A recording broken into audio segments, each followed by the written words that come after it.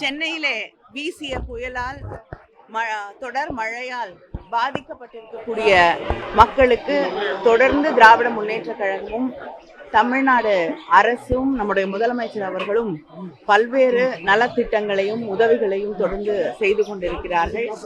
அந்த உதவிகளின் ஒரு பகுதியாக இன்று பாதிக்கப்பட்டிருக்கக்கூடிய குடும்பங்களுக்கு, ரேஷன் கார்டு இருக்கக்கூடிய குடும்பங்களுக்கு 6000 ரூபாய் உதவித்தொகையாக நம்முடைய முதலமைச்சர் அவர்கள் அறிவித்து இன்று அந்த 6000 ரூபாய் கொடுக்கக்கூடிய அந்த நிகழ்வு முதலமைச்சர் அவர்களுடைய கரங்களால் துவக்கி வைக்கப்பட்டிருக்கிறது. பல்வேறு பகுதியிலே சென்னையிலே பாதிக்கப்பட்டிருக்கக்கூடிய மக்களுக்கு, அந்த குடும்பங்களுக்கு உதவக்கூடிய வகையிலே 6000 ரூபாயை நம்முடைய முதலமைச்சர் அவர்கள் வழங்கி இருக்கிறார்கள்.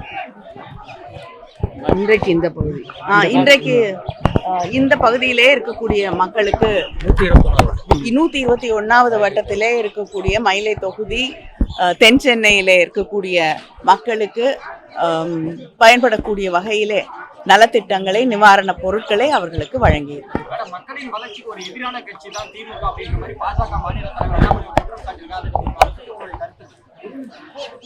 இல்ல. பாஜக ஆட்சியில இன்னைக்கு மிகப்பெரிய அளவுல வேலை வாய்ப்புகளே இல்லை என்று சொல்லக்கூடிய, யாருக்குமே வேலை வாய்ப்பு இல்லை, எந்த முன்னேற்றமும் இல்லை என்று விவசாயிகள் பாதிக்கப்பட்டிருக்கிறார்கள். எல்லா தொழில் வளர்ச்சியும் பாதிக்கப்பட்டிருக்கிறது.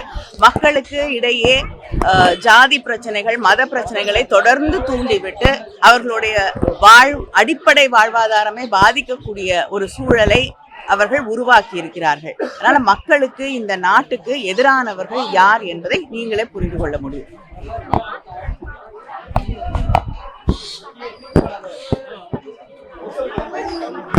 என்னங்க இராணி அவர்கள் நாடாளுமன்றத்தில் தெரிவித்த கருத்து, ஸ்மிருதி இராணி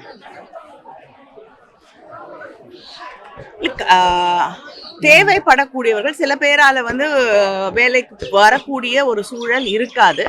சில பேரால அதை சாதாரணமாக எடுத்துக்கொண்டு வேலைக்கு வரக்கூடிய நிலையிலே அவர்கள் இருப்பார்கள். அதனால யாருக்கு எது தேவையோ அப்படி எடுத்துக்கொள்ளக்கூடிய ஒரு வாய்ப்பு உருவாக்கப்பட வேண்டும்.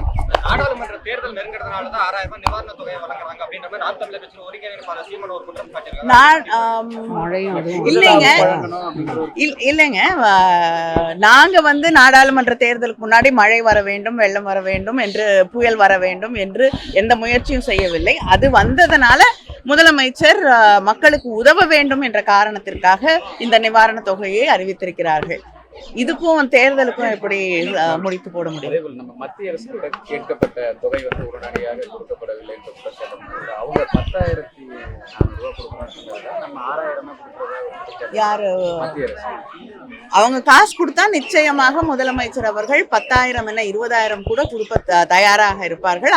நமக்கு வர வேண்டிய நிலுவைத் தொகையை கொடுக்கட்டும். நமக்கு நியாயமாக ஒன்றிய அரசாங்கம் வழங்க வேண்டிய நிதியை இப்பொழுது நம்முடைய முதலமைச்சர் அவர்கள் வைத்திருக்கக்கூடிய கோரிக்கையின்படி சென்னையிலே ஏற்பட்டிருக்கக்கூடிய பாதிப்புகளுக்கு நாம் கேட்டிருக்கக்கூடிய சரியான கிட்டத்தட்ட 7,000 கோடிக்கு மேல் பாதிக்கப்பட்டிருக்கிறது என்று முதலமைச்சர் அவர்கள் நிவாரணம் கேட்டிருக்கிறார்கள். அதை வழங்கினால் நிச்சயமாக ஏற்றி வழங்கக்கூடிய வாய்ப்பு உருவாகும். பாதகம் செய்பவரை கண்டால் நாம் பயங்கொள்ளலாகாது பாப்பா, மோதி மிதித்து விடு பாப்பா, அவர் முகத்தில் உமிழ்ந்து விடு பாப்பா. அண்மை செய்திகளை உடனுக்குடன் தெரிந்து கொள்ள இணைந்திருங்கள் இயம்நாடு தொலைக்காட்சியுடன்.